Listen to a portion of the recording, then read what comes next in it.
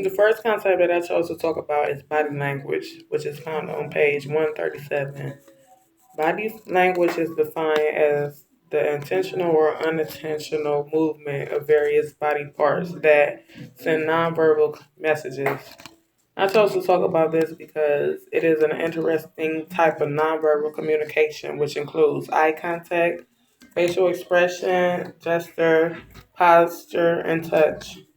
Body language is important to interpersonal communication because it helps form a social language that is richer and more fundamental than our words.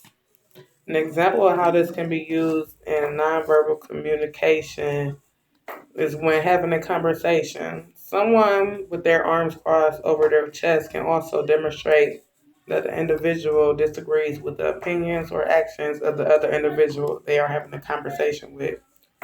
The second concept that I chose to talk about is personal space, which can be found on page 140.